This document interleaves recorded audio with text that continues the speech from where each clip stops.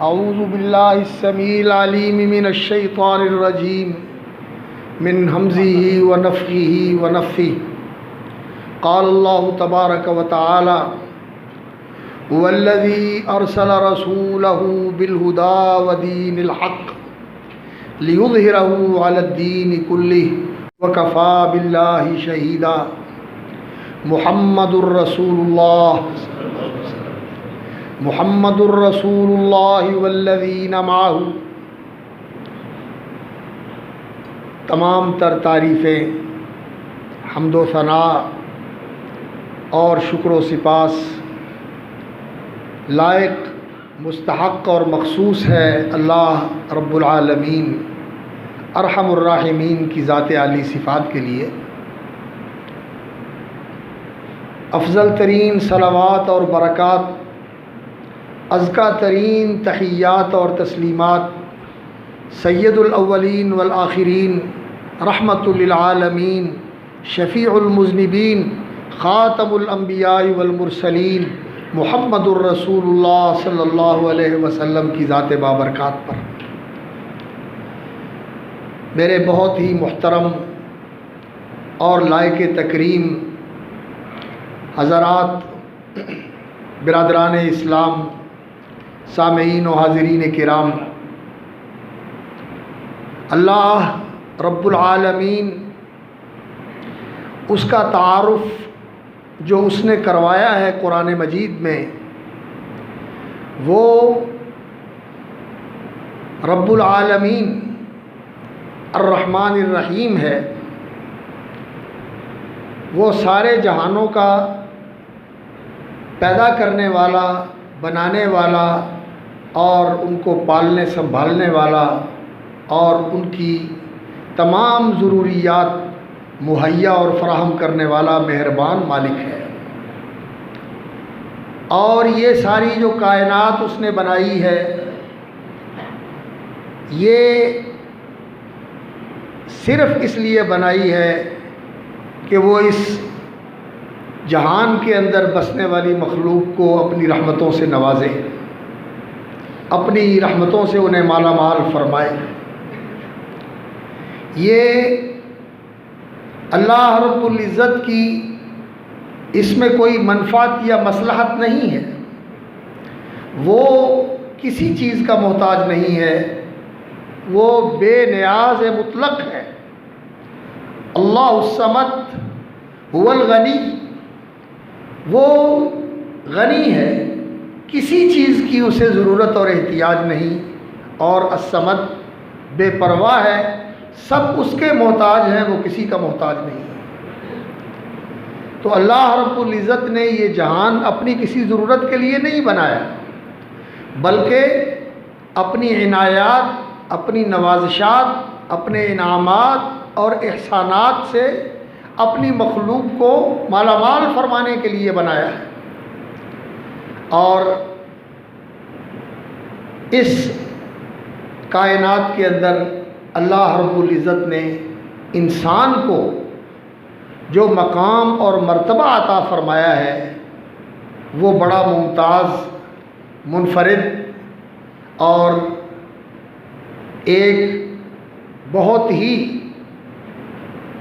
یگانہ قسم کا مرتبہ ہے، یونیک قسم کا مرتبہ ہے، جو اور کسی مخلوق کو نہیں ملا۔ عبادت کے لیے تو اللہ کے فرشتے بے شمار ہیں، اور اللہ رب العزت کی فرما برداری کرنے کے لیے اللہ رب العزت کی یہ ساری کائنات اس کی فرما برداری کر رہی ہے۔ کل لہ قانتون، اللہ رب العزت نے فرمایا کہ سب کے سب اس کے فرما بردار ہیں۔ کل لہ قانتون وَإِن مِّن شَيْءٍ إِلَّا يُسَبِّحُ بِحَمْدِهِ، ہر چیز اس کی حمد و تعریف کے ساتھ اس کی تسبیح اور اس کی پاکی بیان کر رہی ہے۔ اور کل قد علم صلاتہ و تسبیحہ، ہر ایک چیز کو پتہ ہے کہ اس نے اللہ رب العزت کی فرما برداری کیسے کرنی ہے، بندگی کیسے کرنی ہے، اور اس کی تسبیح اور تقدیس کے ترانے کیسے پڑھنے. تو یہ چیزیں ساری کائنات کے اندر ہو رہی ہیں، ہو رہی تھی. اللہ رب العزت نے پھر اس انسان کو پیدا فرمایا، اور اللہ رب العزت نے یہ زمین و آسمان اور اس کے اندر کی جو ساری انسان کے لیے ضرورتیں ہیں، قدر فیہا اقواتہا، وہ ساری چیزیں پہلے اللہ رب العزت نے مہیا فرما دی اور پھر انسان کو پیدا فرمایا. تو اللہ رب العزت نے انسان کی تخلیق کے جو مقاصد بیان فرمائے ہیں وہ دو ہیں، دو مقصد ہیں. ہم عام طور پر یہ سمجھتے ہیں اور اسی کا اظہار ہوتا ہے کہ انسان کو اللہ رب العزت نے عبادت کے لیے پیدا کیا ہے. بالکل برحق ہے، ایسا ہی ہے، بجا ہے. اللہ رب العزت نے انسان کے تخلیق کی جو غایت بیان فرمائی ہے وہ یہی ہے، وَمَا خَلَقْتُ الْجِنَّ وَالْإِنسَ إِلَّا لِيَعْبُدُونِ.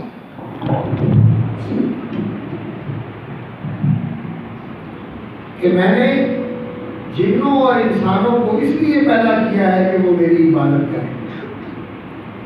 لیکن اس کے ساتھ ایک اور بھی چیز ہے جس کا اللہ رب العزت نے بیان فرمایا ہے، اور سورۃ البقرہ کے اندر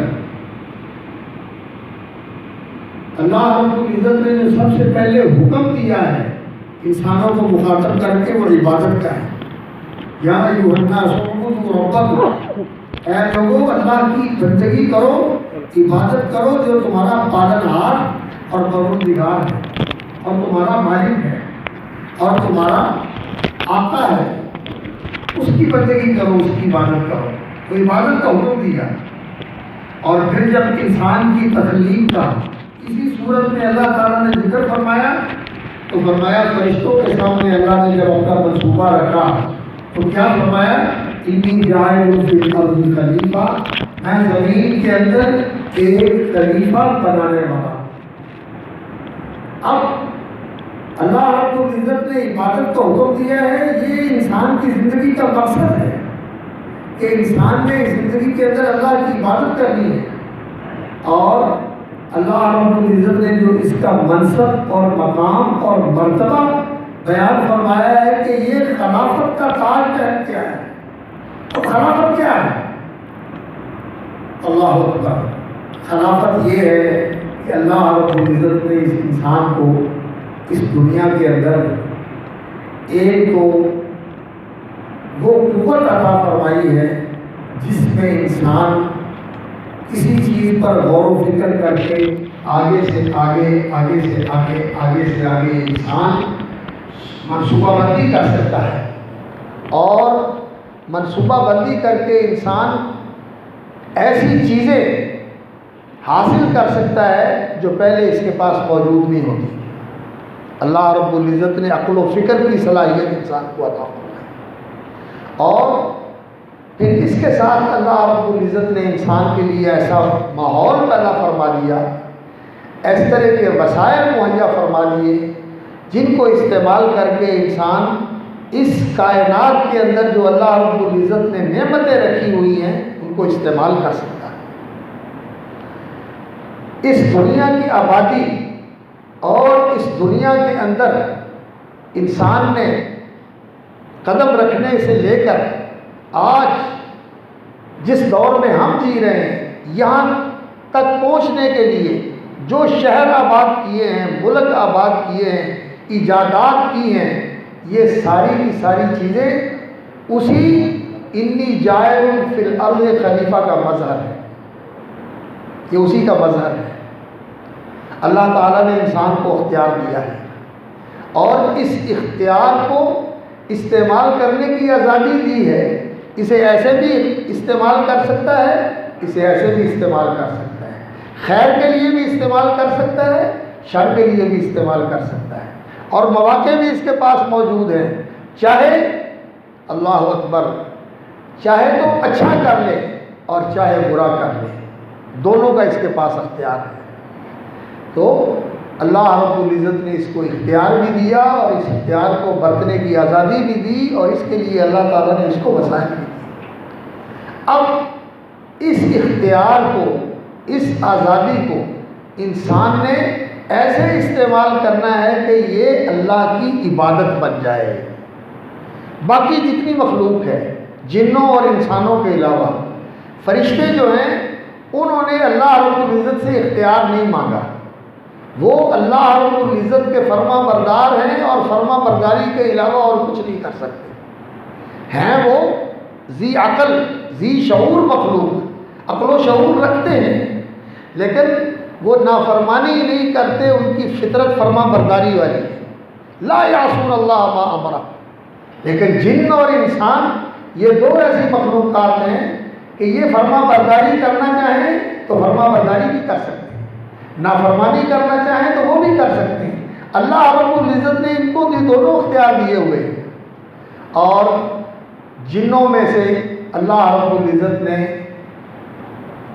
یہ مقام انسانوں کو عطا فرمایا ہے کہ اللہ تعالیٰ نے اسے اپنی بہت ساری مخلوق پر فضیلت اور عزت و کرامت سے سرفراز فرمایا ہے۔ وَفَضَّلْنَاهُمْ عَلَىٰ كَثِيرٍ مِّمَّنْ خَلَقْنَا تَفْضِيلًا۔ تو انسان جو ہیں، یہ اللہ رب العزت نے اپنی مخلوقات میں بڑے شرف و فضیلت والی مخلوق بنائی ہے۔ تو یہ اس خلافت کو انسان نے استعمال کرنا ہے اس زندگی کے اندر اللہ کی رضا کے مطابق، اس کے قانون اور ضابطے کے مطابق، اور اس کی حدود جو اس نے مقرر فرما دی ہیں ان کے اندر رہ کر اس کو استعمال کرنا ہے کہ اللہ کی فرما برداری کرے اور اللہ کی رضا کو حاصل کرے اور اللہ کی نافرمانی سے بچے اور اللہ کی حدود سے تجاوز نہ کرے جو اللہ نے اس کے لیے مقرر کر دی، اور اس زمین کا نظام بگڑے نہ۔ اللہ نے اس پوری زمین اور کائنات کے نظام کو سنوارا ہے، سنوارا ہی نہیں بلکہ خوبصورت بنایا ہے، اور اگر انسان فرما برداری کرے، جیسے ہر چیز اللہ کی فرما برداری کر رہی ہے، اور جن بھی اللہ کی فرما برداری کریں جیسے ہر چیز اللہ کی فرما برداری کر رہی ہے، تو اس کائنات کا نظام بالکل ٹھیک چلے۔ جس طرح گھڑی کا کلاک چلتا ہے صحیح رخ کے اوپر، ہر چیز ٹھیک ہوتی ہے، اور جب یہ جن اور انسان آزادی رکھنے والے اللہ کی نافرمانی کرتے ہیں، اللہ کی حدود کو توڑتے ہیں، اللہ کے قانون کو پامال کرتے ہیں، تو پھر کائنات اللہ کی فرما برداری کر رہی ہے اور یہ اللہ کی نافرمانی کرتے ہیں، یہ اس کے برعکس چلتے ہیں، ٹکراؤ ہوتا ہے، پھر زمین کے اندر فساد پھیلتا ہے۔ اللہ رب العزت نے کیا کہا؟ ظہر الفساد فی البر والبحر، ظہر الفساد فی البر والبحر، فی البر والبحر یعنی خشکی میں اور تری میں، یعنی سمندروں کے اندر بھی اور زمین کے خشکی کے علاقوں کے اندر بھی، پہاڑوں کے اوپر اور صحراؤں کے اندر، آبادیوں کے اندر، سمندروں کے اندر ظہر الفساد، فساد رونما ہو گیا۔ وجہ اس کی کیا ہے؟ بما کسبت ایدی الناس، لوگوں کے کرتوت، لوگوں کے اعمال، یہ بگاڑ اس وجہ سے ہے۔ اور اگر انسان اللہ کی فرما برداری کرے تو رسول اکرم صلی اللہ علیہ وسلم کی ایک حدیث ہماری رہنمائی کرتی ہے۔ رسول اکرم صلی اللہ علیہ وسلم نے فرمایا، عیسیٰ علیہ السلام کے ظہور کے بعد زندگی کیسی خوبصورت، خوشگوار اور پرسکون اور راحت بخش زندگی ہوگی، ایسی زندگی ہوگی کہ اس کے اندر کوئی دکھ نہیں ہوگا اس روئے زمین کے اوپر رہنے والوں کے لیے۔ وجہ اس کی کیا ہوگی؟ دنیا سے کفر ختم ہو جائے گا، یہودی ختم ہو جائیں گے، عیسائی ختم ہو جائیں گے، ساری دنیا کے اندر صرف مسلمان ہوں گے، اللہ کے فرما بردار ہوں گے، عیسیٰ علیہ السلام عدل کے ساتھ حکومت کریں گے، اور اس عدل کی حکومت کی برکات یہ ہوں گی، رسول اکرم صلی اللہ علیہ وسلم نے فرمایا کہ ایک انار اتنا بڑا ہوگا کہ پورا قبیلہ اس کے جوس سے سیراب ہو جائے گا. اور اس کا اتنا ان کے نظام حکومت کے عدل و انصاف کا اتنا اثر ہوگا کہ اس عدل و انصاف کے ساتھ جنگلوں کے اندر بھی عدل قائم ہو جائے گا. بھیڑیے بکریوں پر حملہ کرنا چھوڑ دیں.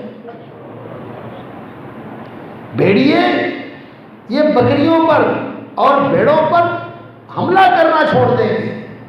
حتیٰ کہ نبی صلی اللہ علیہ وسلم نے فرمایا کہ سانپوں کا زہر ختم ہو جائے گا. انسان کے اعمال کا اتنا اثر پڑتا ہے. تو بھائیوں، یہ جو خلافت ہے، اس خلافت کو عبادت بنانا، یہ اصل بات ہے جس کے لیے اللہ رب العزت نے نبی اور رسول بھیجے. اللہ رب العزت یہ چاہتے ہیں کہ یہ بندہ اللہ رب العزت کا ایسا فرما بردار غلام بن کے اس کائنات کے اندر زندگی بسر کرے.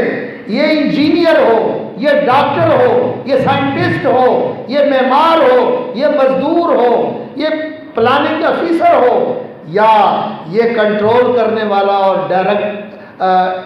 لوگوں کو ڈائریکشن دینے والا رہنما ہو، یا یہ کرسی عدالت میں بیٹھا ہوا جسٹس ہو، یا یہ لڑنے والا فوجی ہو، یا حکومت کرنے والا سلطان، وزیر اعظم، یا ملک کا سربراہ ہو، یہ کوئی بھی ہو، یہ اللہ رب العزت کا یہ دیا ہوا موقع اور یہ اللہ کا دیا ہوا اختیار اللہ کی مرضی کے مطابق اس کی رضا کو حاصل کرنے کے لیے اس کے قانون اور ضابطے کے مطابق استعمال کرے ان حدود کے اندر جو اس کے لیے اللہ رب العزت نے مقرر فرما دی.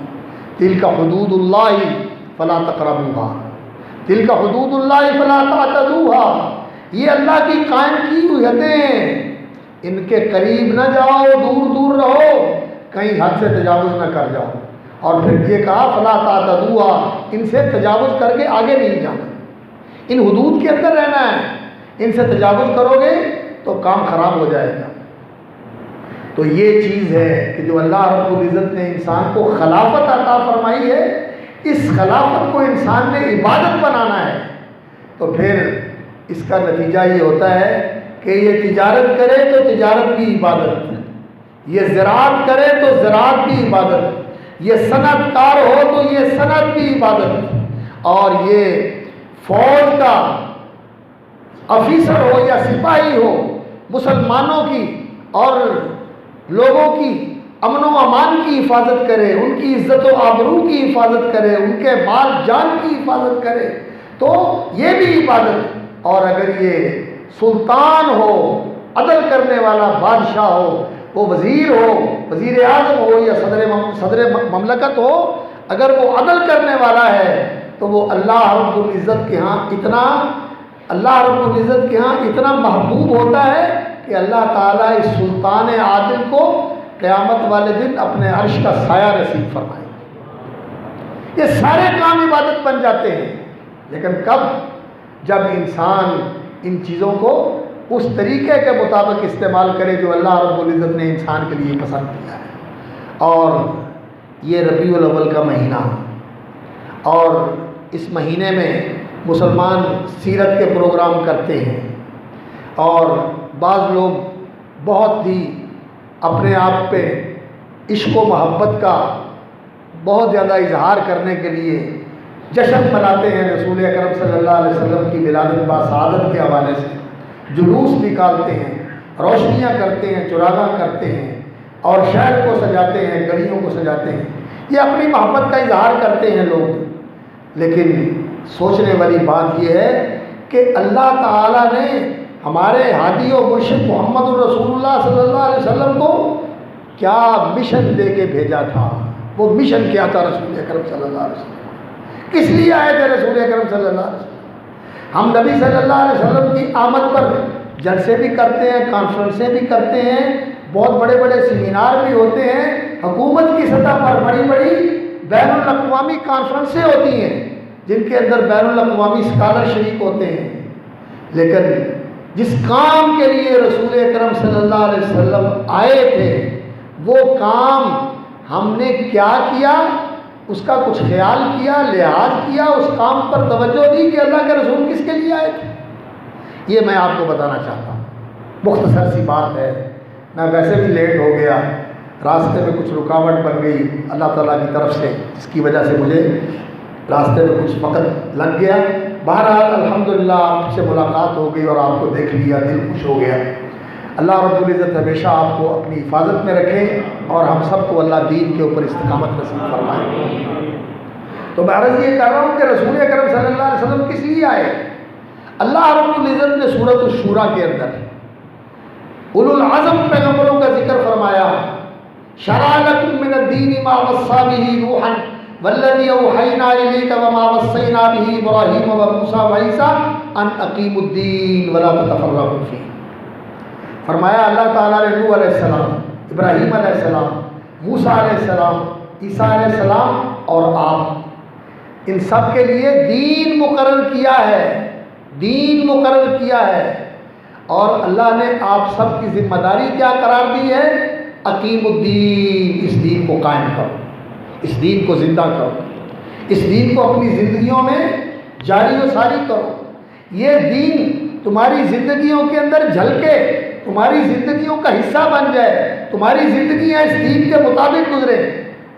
لوگ عام طور پر یہ سمجھتے ہیں اقامت دین کا معنی ہے لوگوں کو اس دین کے اوپر لگاؤ۔ ٹھیک ہے، لوگوں کو بھی اس دین کی دعوت دو، لوگوں کو بھی اس دین کی طرف بلاؤ، انہیں بھی اس دین کی رغبت دو، لیکن تم اپنے آپ کے ذمہ دار ہو۔ لا تکلف الا نفسک، تو اللہ کے سامنے جواب دے ہے تو اپنے آپ کا جواب دے، اپنے آپ سے شروع کر، اپنے آپ سے شروع کر، اپنے گھر سے شروع کر، اپنے خاندان سے شروع کر، اپنے ماحول سے شروع کر، اور لوگوں کو بھی کہے، لیکن کسی پر جبر نہیں کرنا، دعوت دینی ہے، پہنچانا ہے۔ مان لیا تو ٹھیک ہے، نہیں مانا تو اللہ کے حوالے، ہم نے اپنی ذمہ داری پوری کر لی، لیکن اپنی یہ ذمہ داری ہے کہ من جاہد نفسہ فی طاعت اللہ عز و جل، مجاہد، اصل مجاہد وہ ہے جو اپنے ساتھ جہاد کرتا ہے، اپنی خواہشات کو دباتا ہے اور اپنی ضروریات کو کنٹرول کر کے اللہ کی فرما برداری کے اندر لگا رہتا ہے، اصل مجاہد یہ ہے۔ لوگوں کے ساتھ جہاد کرنا انسان کے لیے آسان ہوتا ہے، جب اپنی باری آتی ہے تو انسان ہار جاتا ہے، انسان ہار جاتا ہے۔ اس لیے اصل چیز یہ ہے کہ انسان اپنی زندگی کے اندر اس دین کو زندہ کرے۔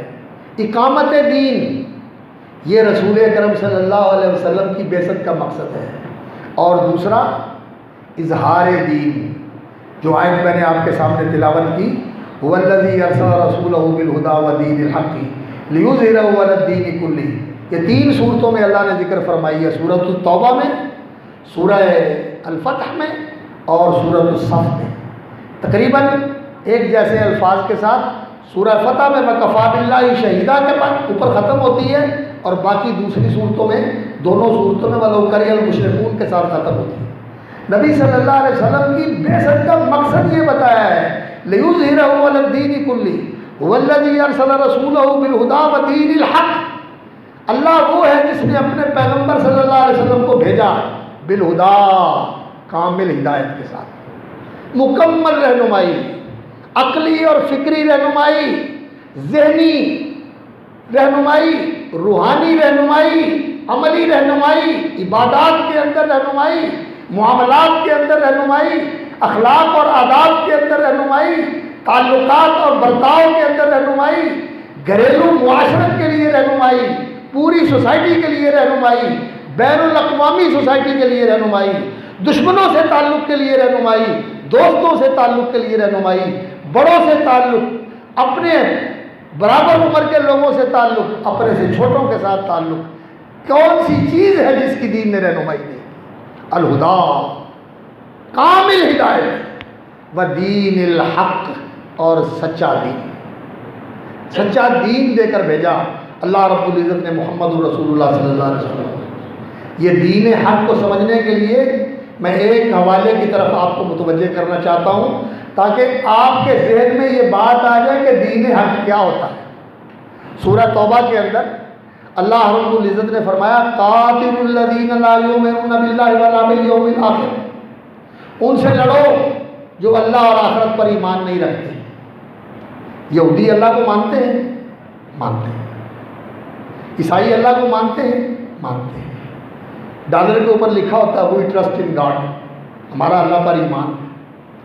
دنیا کی سب سے بڑی عیسائی حکومت امریکہ ہے، انہوں نے لکھا ہوا ہے کہ ہم اللہ کو مانتے ہیں. لا یؤمنون باللہ ولا بالیوم الآخر، نہ فرمایا اللہ کو مانتے ہیں، فرمایا نہ اللہ کو مانتے ہیں نہ آخرت کو مانتے ہیں. لا یؤمنون باللہ ولا بالیوم الآخر ولا یحرمون ما حرم اللہ ورسولہ، جو اللہ اور اس کے رسول نے چیزیں ممنوع قرار دی ہیں انہیں حرام نہیں سمجھتے. سود ہے، بدکاری ہے، ظلم زیادتی ہے، اور اللہ کے قانون و شریعت کے خلاف فیصلے کرنے ہیں، حکومتیں چلانی ہیں، ان ساری چیزوں کو اللہ نے حرام قرار دیا، وہ اس کو حرام نہیں سمجھتے. ولا یدینون دین الحق، اور سچے دین کے پیروکار نہیں ہیں. یہودیوں کا دین بناوٹی اپنا بنایا ہوا، تلمود اور ان کے فقیہوں اور ان کے جو مذہبی رہنما ہیں ان کے بنائے ہوئے قوانین چلتے ہیں، اور پھر کہتے ہیں کہ یہ اللہ کی طرف سے ہے.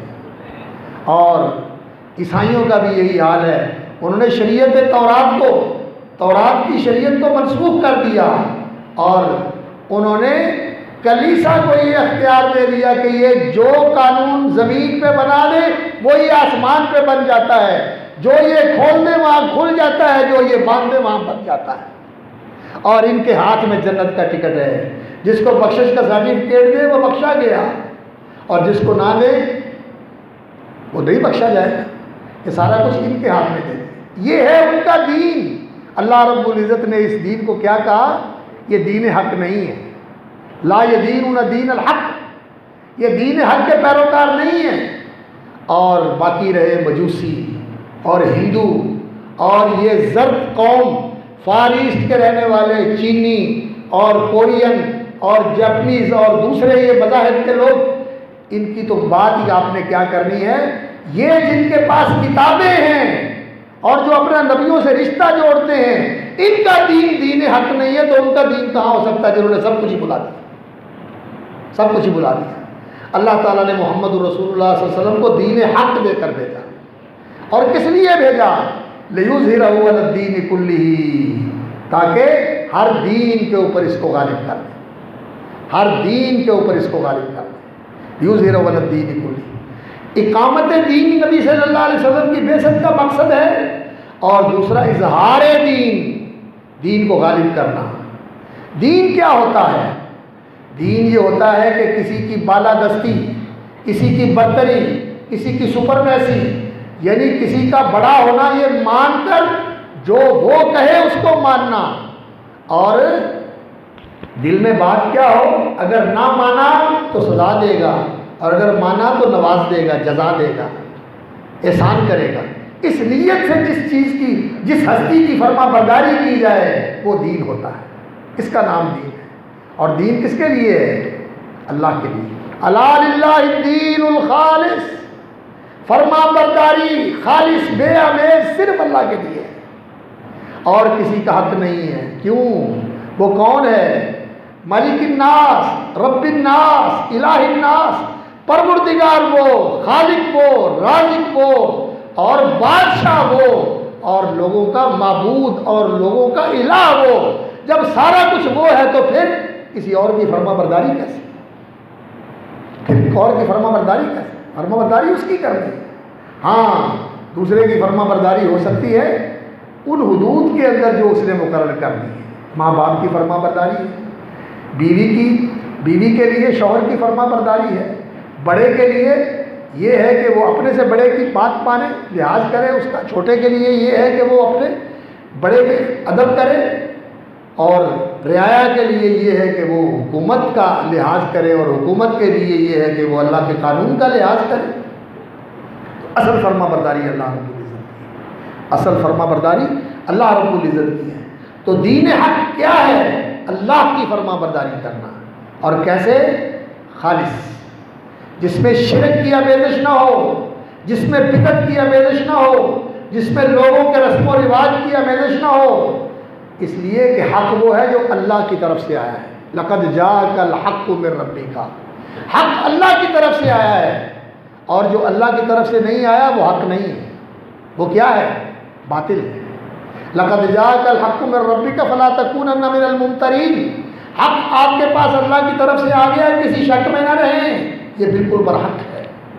اللہ برحق، اس کا دین برحق، اس کا قرآن برحق، اس کا رسول برحق اور اس کی شریعت برحق۔ نبی صلی اللہ علیہ وسلم صبح تہجد کی نماز میں یہ اقرار کیا کرتے ہیں، انت الحق ووعدک الحق وقولک الحق ولقاؤک حق والجنت حق والنبیون حق ومحمد حق اللہم لک اسلمت۔ یا اللہ یہ سارا حق مانتا ہوں، میں تیرا فرما بردار، اس حق کے سامنے سفر انداز ہو گیا، میں اس کا فرما بردار بن گیا۔ تو اس دین حق کی پیروی کرنی، عیسائیوں اور یہودیوں کا دین حق نہیں، جب ان کا حق نہیں تو اور کون کسی کا کیسے ہوگا؟ اور نبی صلی اللہ علیہ وسلم نے ایک اور بھی خبر دی، فرمایا اللہ اکبر لتتبعن سنن من کان قبلکم، تم اپنے سے پہلوں کے طریقوں پر چلو گے، جیسے وہ کرتے رہے تم بھی ویسے ہی کرو گے۔ تو صحابہ نے پوچھا یا رسول اللہ الیہود والنصارى، کیا پہلوں سے مراد یہود و نصارہ ہے؟ ہم ویسے کریں گے جیسے وہ کرتے رہے؟ فرمایا اور کون، انہی کے طریقوں پر چلو گے، جو انہوں نے کیا وہ کرو گے۔ اگر حسب القوت بالقوت والنال بالنال، بالکل جیسے ایک پاؤں دوسرے پاؤں کے برابر ہوتا ہے، ایک تیر دوسرے تیر کے برابر ہوتا ہے، اور اسی طرح جس طرح انہوں نے کیا ہے، اگر وہ کسی بل میں جا کے انہوں نے سر دیا ہے تو تم بھی وہیں جا کے سر دو گے، تم بھی وہیں جاؤ گے، سب کچھ وہی کرو گے۔ تو اس امت کے اندر بھی ایسے لوگ پیدا ہوں گے جو یہودیوں عیسائیوں کی طرح دین حق کو چھوڑ کر وہ دین اختیار کریں گے جو ناحق ہے، جو باطل ہے۔ اس لیے میرے بھائیوں، دین کی طرف آنا ہے اور دین حق کی طرف آنا ہے اور دین خالص کی طرف آنا ہے۔ رسول اکرم صلی اللہ علیہ وسلم کو جو اللہ رب العزت نے مشن دیا ہے نا، وہ اقامت دین کا مشن ہے، اظہار دین کا مشن ہے، اور اللہ نے محمد رسول اللہ صلی اللہ علیہ وسلم کی ذات گرامی پر دین مکمل کر دیا، دین مکمل کر دیا، دین کامل کر دیا اور اس دین کو خالص کر دیا۔ اس میں سے جتنی چیزیں لوگوں نے شامل کر دی تھی، چھانٹ کے الگ کر دی اللہ رب العزت نے، چھانٹ کے الگ کر دی۔ نبی صلی اللہ علیہ وسلم نے لوگوں کو خالص دین دیا جو اللہ کی طرف سے اتارا گیا تھا، قرآن و سنت کی صورت میں، کتاب و حکمت کی صورت میں، اس وحی آسمانی کی صورت میں جو رسول اکرم صلی اللہ علیہ وسلم پر نازل ہوئی، آپ نے سکھائی، لوگوں کو پہنچائی اور عمل کر کے نبی صلی اللہ علیہ وسلم نے لوگوں کو دکھایا۔ آپ کا عمل بھی وحی کی پیروی میں تھا اور آپ کا قول بھی وما ینطق عن الہویٰ، اور آپ کا عمل بھی ان اتبع الا ما یوحی الی، میں صرف وحی کی پیروی کرتا ہوں۔ اور نبی صلی اللہ علیہ وسلم کے بارے میں اللہ رب العزت نے کیا فرمایا؟ انک لتہدی الی صراط مستقیم، انک لمن المرسلین علی صراط مستقیم، انک علی الحق المبین، میرے نبی تو حق مبین کے اوپر ہے۔ تو اللہ کے رسول کا طریقہ یہ حق ہے، یہ صراط مستقیم ہے، یہ خالص دین ہے۔ یہ کیسے ملے گا؟ کہاں سے ملے گا؟ رسول اکرم صلی اللہ علیہ وسلم وہ سورج ہے ہدایت کا، جو طلوع ہوا تو پھر یہ ڈوبنے والا نہیں، یہ چمکنے والا ہے، اس کی روشنی ہر جگہ پہنچی اور یہ روشنی اسی طرح پھیلتی رہے گی اور جہان کو روشن کرتی رہے گی۔ آج بھی یہ روشن آفتاب ہدایت موجود ہے، جو اس سے روشنی لینا چاہے لے سکتا ہے۔ یہ ہدایت کا سورج چمک رہا ہے، رسول اکرم صلی اللہ علیہ وسلم کو اللہ نے نور ہدایت بنایا ہے۔ آئیے رسول اکرم صلی اللہ علیہ وسلم کی ذات کی طرف، آپ صلی اللہ علیہ وسلم کی سیرت و سنت کی طرف، آپ کی زندگی کی طرف اس سے روشنی لیں۔ اور دوسری چیز جو اللہ رب العزت نے رسول اکرم صلی اللہ علیہ وسلم کو عطا فرمائی ہے وہ یہ قرآن ہے، یہ قرآن ہے، یہ فرقان ہے، نزل الفرقان، یہ کسوٹی ہے اور یہ معیار ہے جس کے ساتھ جوڑ کے کسی چیز کو پرکھا جا سکتا ہے کہ سچ کیا ہے، جھوٹ کیا ہے، حق کیا ہے، باطل کیا ہے۔ رسول اکرم صلی اللہ علیہ وسلم کا عمل سنت اور اللہ کا کلام یہ قرآن، یہ فرقان، یہ میزان، اس کے ساتھ آپ جان سکتے ہیں کہ حق کیا ہے، باطل کیا ہے، سچ کیا ہے، جھوٹ کیا ہے۔ اور رسول اکرم صلی اللہ علیہ وسلم کی زندگی پوری روشنی کے ساتھ ہمارے پاس موجود ہے، لیکن اس کے لیے کیا کرنا پڑے گا؟ دین کا علم سیکھنا پڑے گا۔ یہ رحمت ہے، یہ دین رحمت ہے، یہ رسول اللہ صلی اللہ علیہ وسلم اللہ کی رحمت کا مظہر ہیں۔ آپ کو اللہ نے رحمت للعالمین بنا کر بھیجا، بالمؤمنین رؤوف الرحیم بن کے آئے رسول اکرم صلی اللہ علیہ وسلم، اور آپ صلی اللہ علیہ وسلم نے جو دین دیا یہ بھی دین رحمت ہے، یہ بھی دین رحمت ہے۔ یہ اللہ تعالیٰ کی رحمتوں کا ذریعہ ہے، یہ اللہ تعالیٰ کی رحمتوں کے حصول کا ایسا یقینی ذریعہ ہے کہ جو اس دین کی آغوش میں آ گیا اللہ کی رحمتوں نے اسے ڈھانپ لیا، اللہ کی رحمتیں اس کے شامل حال ہو گئی، اس دنیا میں بھی اور برزخ کی زندگی قبر میں بھی اور محشر کے میدان اللہ کے سامنے پیش ہونے کے وقت بھی اللہ کی رحمت اس کے شامل حال رہے گی۔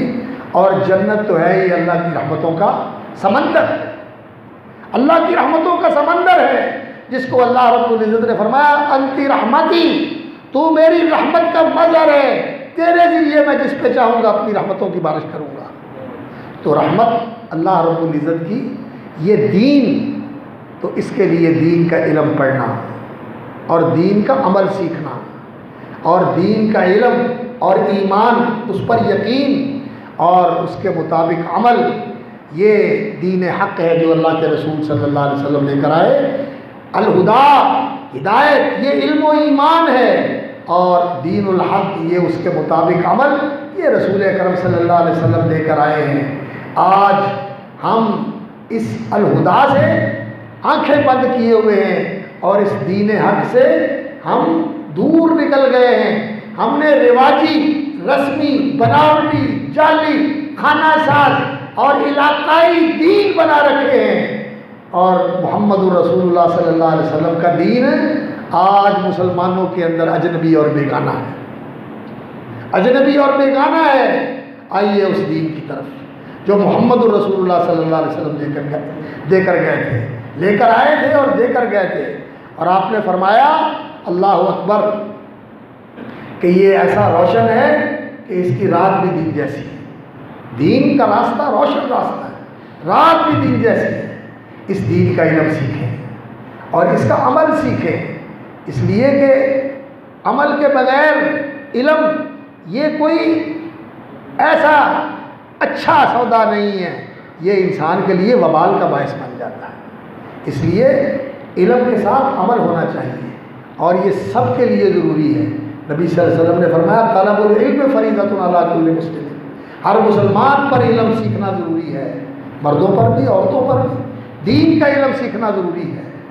اور دین کا علم سیکھنے کے لیے جب مسلمانوں کے اوپر یہ فرض ہے کہ دین کا علم سیکھیں، تو سکھانے والے ہوں گے تو سیکھیں گے، سکھانے والے ہوں گے تو سیکھیں گے۔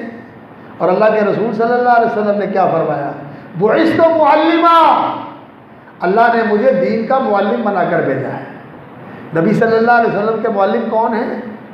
اللہ رب العزت۔ وَأَنزَلَ اللَّهُ عَلَيْكَ الْكِتَابَ وَالْحِكْمَةَ وَعَلَّمَكَ مَا لَمْ تَكُنْ تَعْلَمْ، آپ پر اللہ نے کتاب و حکمت نازل فرمائی اور آپ کو وہ علم سکھایا جو آپ نہیں جانتے تھے۔ اور اللہ رب العزت سے سیکھ کر لے کر نبی صلی اللہ علیہ وسلم کو سکھانے والے معلم حضرت جبریل امین ہیں، صلوات اللہ وسلامہ علیہ وعلی نبینا افضل الصلاۃ والسلام۔ علمہ شدید القویٰ ذو مرۃ فاستویٰ، جبریل بھی آپ کے معلم تھے، اور اصل معلم اللہ رب العزت ہیں جنہوں نے آپ صلی اللہ علیہ وسلم کو یہ وحی کا علم سکھایا۔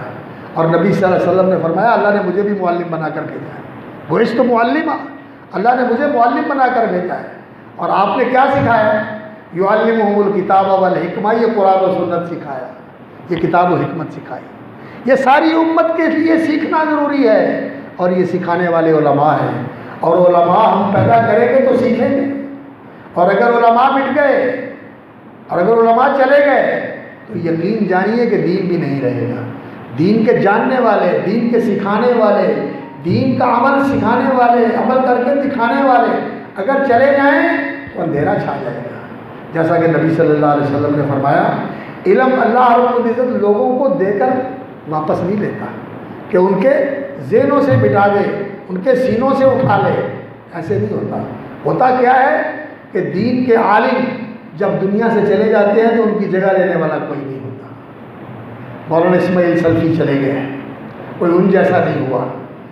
حافظ محمد گوندلوی چلے گئے، کوئی ان جیسا نہیں ہوا۔ مولانا عبد المنان نور پوری چلے گئے، کوئی ان جیسا نہیں ہوا۔ مولانا عبد الحمید ہزاروی چلے گئے، کوئی ان جیسا نہیں ہوا۔ علماء کے جانے سے جگہ خالی ہو گئی، ان کی جگہ لینے والا نہیں رہا، تو پھر کیا ہوگا؟ اللہ اکبر، پھر بے علم اور بے عمل ایسے لوگ آ جائیں گے جنہیں لوگ اپنا سربراہ بنا لیں گے، اپنا آگو اور پیشوا بنا لیں گے، اپنا رہبر بنا لیں گے۔ وہ خود بھی غلط راستے پہ چلیں گے اور لوگوں کو بھی ادھر لے کے جائیں گے۔ اس لیے بڑی ضرورت ہے کہ ہم علماء پیدا کریں، اس کے لیے سوچیں، اس کے لیے بیٹھیں، یہ اپنی ذمہ داری سمجھیں کہ معاشرے کے اندر اہل علم ہونے چاہیے۔ اور نبی صلی اللہ علیہ وسلم نے فرمایا کہ ایک جماعت میری امت کی دین کے اوپر قائم رہے گی۔ امام بخاری رحمۃ اللہ علیہ نے فرمایا کہ اس جماعت سے مراد کون ہے؟ اولو العلم، علم والے۔ اور امام ترمذی فرماتے ہیں اولو العلم اہل العلم والفقہ، دین کی سمجھ رکھنے والے اور دین کا علم رکھنے والے۔ اور علم وہی علم ہوتا ہے جس کے مطابق عمل ہو، اور علم وہی علم ہوتا ہے جس کے اندر دین کی فقاہت ہو۔ فقاہت کا معنی کیا ہوتا ہے؟ کہ جس چیز کا جو درجہ ہے وہ درجہ سمجھا جائے، یہاں کی چیز کو یہاں پہنچا دے، یہاں کی چیز کو یہاں لے آئے، جو آگے کی چیز کو پیچھے کر دے، پیچھے کی چیز کو آگے کر دے۔ یہ فقاہت نہیں، یہ فقاہت نہیں۔ دین کے اندر من یرید اللہ بہ خیرا یفقہہ فی الدین، اللہ تعالیٰ جس کو خیر سے مالا مال کرنا چاہتے ہیں اسے دین کی فقہ عطا فرماتے ہیں۔ فقہ کیا ہوتی ہے؟ سمجھ، گہری سمجھ کہ کب کوئی بات کرنی ہے اور کب نہیں کرنی ہے، اور کس بات پہ زور دینا ہے اور کس بات پہ زور نہیں دینا۔ کون سی بات ہے؟ اللہ کے رسول صلی اللہ علیہ وسلم کے پاس آئے طائف کے لوگ، فقاہت کی بات آپ کو سمجھ آ جائے گی۔ لوگ آئے، کہنے لگے یا رسول اللہ، مسلمان ہم ہوتے ہیں لیکن کچھ ہماری شرطیں ہیں۔ نبی صلی اللہ علیہ وسلم نے فرمایا بتاؤ۔ ایک تو یہ ہے کہ ہم نے جہاد نہیں کرنا، ہم نے زکوٰۃ نہیں دینی، اور ہم نے نماز نہیں پڑھنی۔ رسول اکرم صلی اللہ علیہ وسلم نے فرمایا جہاد کا جب وقت آئے گا دیکھا جائے گا، زکوٰۃ کا وقت آئے گا دیکھا جائے گا، لیکن تم کہتے ہو نماز نہیں پڑھنی، نماز کے بغیر تو دین ہی نہیں ہے۔ جس دین کے اندر نماز نہیں وہ دین کیسا ہے؟ لا خیر فی دین الا رکوع فی، جس دین میں اللہ کے سامنے جھکنا نہیں ہے وہ دین کا ہے کا؟ دین تو نام ہی اللہ کے سامنے جھکنے کا ہے۔ اس لیے نماز تو ضرور پڑھنی ہے، باقی زکوٰۃ دیکھی جائے گی، جب وقت آئے گا دیکھی جائے گی، جہاد بھی جب وقت آئے گا دیکھی جائے گی۔ جہاد کو چھوڑ دیا، زکوٰۃ کو چھوڑ دیا کہ ابھی اس کی پابندی کرنی ہے اور ابھی کہو کہ ہم مانیں گے۔ جب مسلمان ہو جائیں گے، دین سے وابستہ ہو جائیں گے، دین اندر اتر جائے گا تو زکوٰۃ بھی دیں گے، جہاد بھی کریں گے۔ تو ہر چیز جو ہے اس کا مقام اور مرتبہ جاننا کہ اس کے اندر تاخیر ہو سکتی ہے، اور یہ سب سے پہلے کرنے والا کام ہے اور یہ بعد میں کرنے والا اولویات، یہ دین کی فقاہت، یہ علماء کی ضرورت ہے۔ اور آج جو ماحول ہے، انفارمیشن ٹیکنالوجی طوفان آیا ہوا ہے، بات نکلتی ہے، نکلتی بات میں ہے پھیل جاتی ہے، پوری دنیا میں پھیل جاتی ہے، اور پھر لوگ بھی اس پر بیٹھے ہوئے ہیں، لینے کے لیے لیتے ہیں اور اپنا لیتے ہیں اس کو۔ فتنے پھیل رہے ہیں اور مسائل پھیل رہے ہیں، ایسے مسائل جو الجھا رہے ہیں حالات کو، لوگوں کے اندر دین سے بد اعتمادی پیدا کر رہے ہیں، دوری پیدا کر رہے ہیں۔ اس لیے ضرورت ہے کہ ایسے علماء پیدا کیے جائیں جو دین کی سمجھ بھی رکھنے والے ہوں اور باعمل بھی ہوں، اور ان علماء کے جانشین خلف الرشید ثابت ہوں جو جانے والے چلے گئے اور جگہ خالی کر گئے، ان کی جگہ پر کرنے والے ہیں۔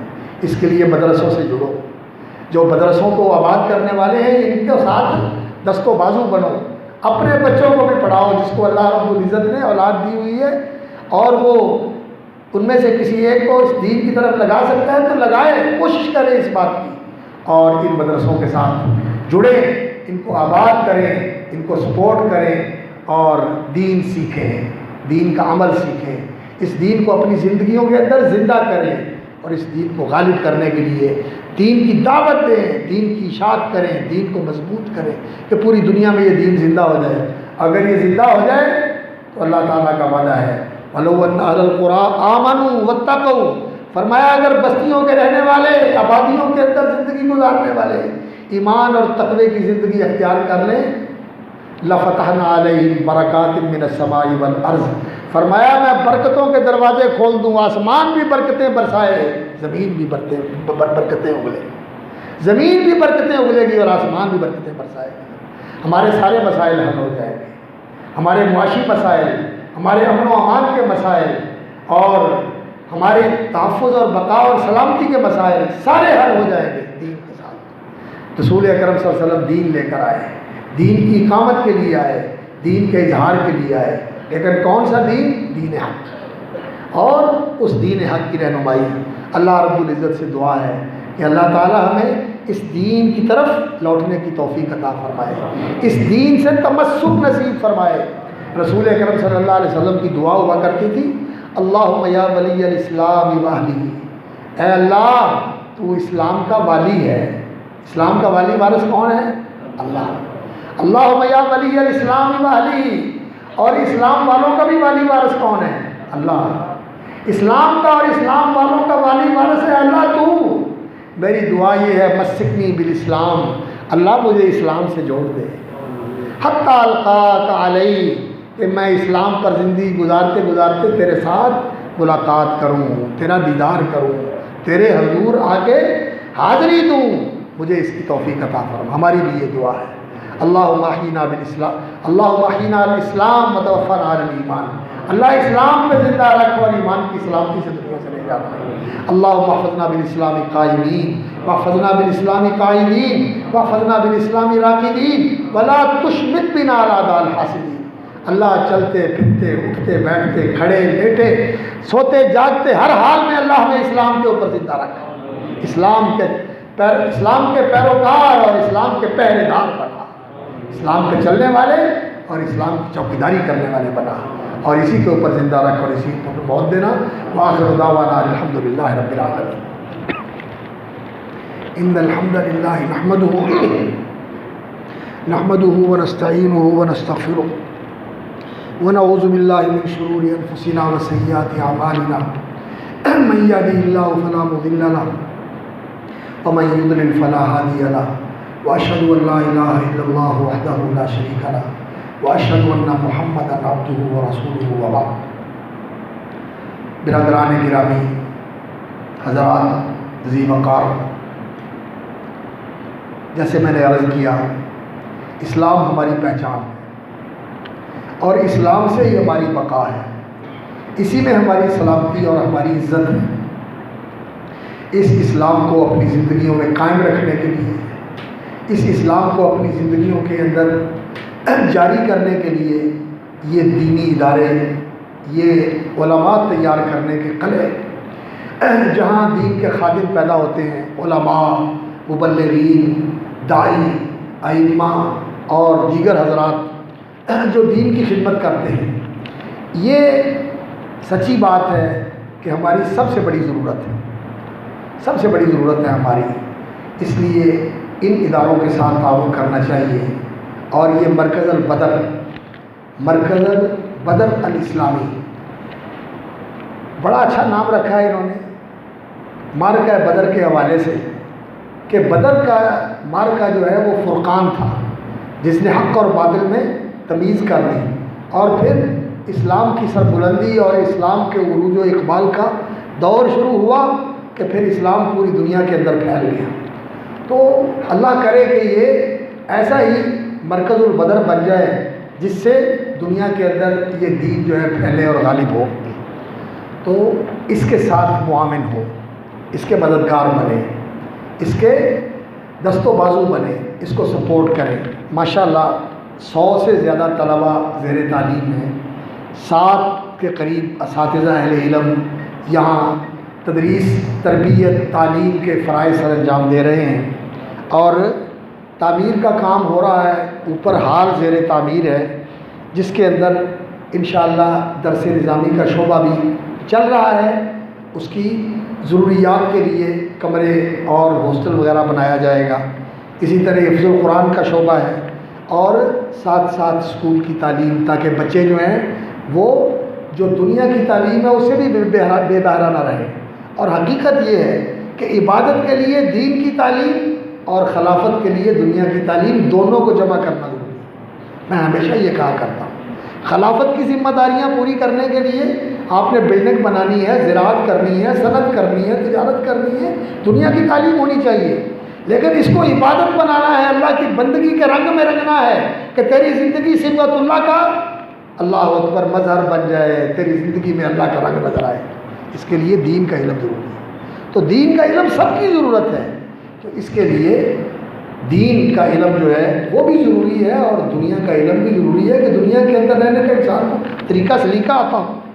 اور دعوت و تبلیغ جو کچھ سیکھا ہے اس کو آگے پہنچانا اور اس کے مطابق لوگوں کی تربیت کرنا، یہ شعبے الحمدللہ یہاں کام کر رہے ہیں. تو میں آپ تمام حضرات سے یہ التماس کرتا ہوں کہ آپ اس ادارے کے معاون اور رفیق بنیں، ان ساتھیوں کے دست و بازو بنیں اور ان کے ساتھ کندھے سے کندھا ملا کے اور قدم سے قدم ملا کے کھڑے ہوں اور ان کی پشتی بانی کریں، ان کو کہیں کہ آپ آگے بڑھیں، ہم تمہارے ساتھ، ہم تمہارا ساتھ نہیں چھوڑیں گے. اور یہ سچی بات ہے، اس دین کی حفاظت کا مشن ہے اور اس دین کی چوکیداری کا مشن ہے جس پر آج پورا کفر اکٹھا ہے کہ اس کو کمزور کر دیا جائے اور اس کو مسلمانوں کے اندر سے نکال لیا جائے، مسلمانوں کو مسلمان نہ رہنے دیا جائے. تعلیمی کوششیں اس کے لیے، تصادی پابندیاں اس کے لیے، عالمی دباؤ اس کے لیے، اور یہ سوشل میڈیا کے اوپر جو بے حیائی اور عریانی اور فحاشی کا طوفان ہے وہ سارا اس کے لیے کہ مسلمانوں کے اندر سے دین نکل جائے.